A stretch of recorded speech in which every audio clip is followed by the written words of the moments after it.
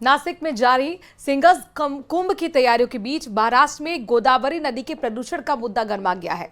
महाराष्ट्र विधान परिषद में BJP MLC Vikrant Patil ने आरोप लगाया है कि मालेगांव के अवैध बूचड़खानों से सीधे गोदावरी नदी में खून और गंदगी से भरा पानी छोड़ा जा रहा है, जिससे नदी बुरी तरह से प्रदूषित हो रही है। उन्होंने इससे जुड़ी कुछ तस्वीरें भी जारी की हैं। उन्होंने इसे धार्मिक भावनाओं और नागरिकों की सेहत के लिए खतरा भी बताया है।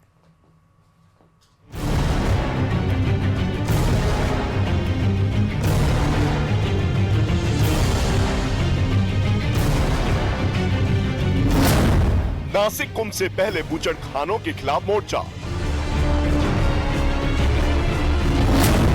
बीजेपी विधायक ने बूचड़खानों पर उठाए सवाल।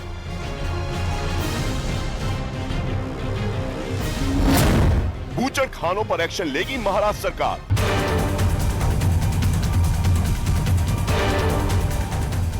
महाराष्ट्र के नासिक जिले में एक तरफ सिंगस कुंभ की तैयारी चल रही है, दूसरी तरफ गोदावरी नदी में प्रदूषण के मुद्दे पर महाराष्ट्र विधानसभा में सियासत गर्मा गई।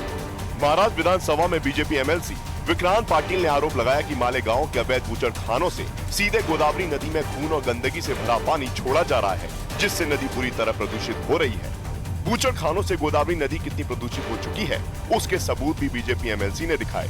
बीजेपी एमएलसी विक्रांत पाटिल के इस वीडियो में नदी में खून बहता दिखाई दे रहा है। बीजेपी एमएलसी ने इस प्रदूषण को धार्मिक भावनाओं और नागरिक की सेहत के लिए खतरा बताया।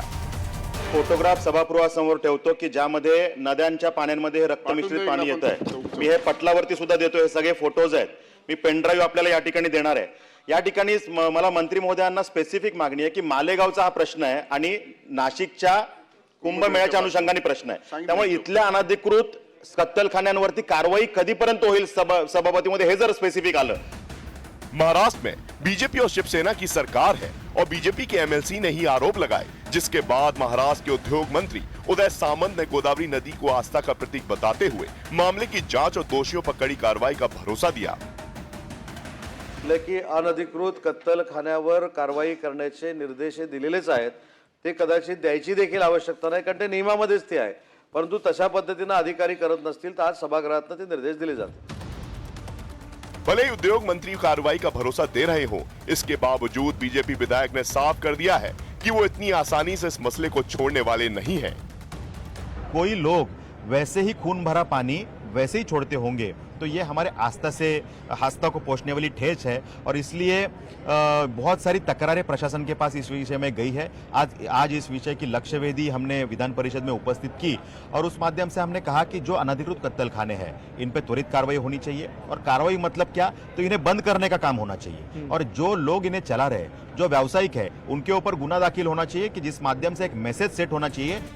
चूंकि सिंगस कुंभ आस्था का विषय है, पवित्रता का मसला है, इसलिए विपक्ष ने भी सरकार को घेरा और पूछा कि खुद सरकार के ही लोग सवाल पूछ रहे हैं, तो अब तक अवैध बूचड़खानों पर कार्रवाई क्यों नहीं की गई।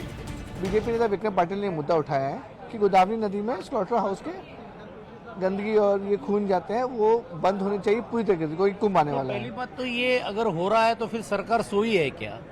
सरकार को ये पहले नजर में क्यों नहीं आया है? और अगर अभी नजर में आया होगा तो फिर इसकी परवानगी किसने दी, कैसे दी, क्या हुआ नहीं हुआ, फिर वो लीगल है या इलीगल है, ये सब चीज़ें देखनी चाहिए। और प्रदूषण विभाग के कुछ नियम और निकष है कि स्लॉटर हाउस कहाँ होना चाहिए, कैसे होना चाहिए, उसको कैसे प्रोटेक्ट किया जाए, कैसे नहीं किया जाए, ये सब चीज़ें देखनी चाहिए। महाराष्ट्र के नासिक में 2027 में होने वाले सिंगस कुंभ को लेकर तैयारियां जोरों पर हैं।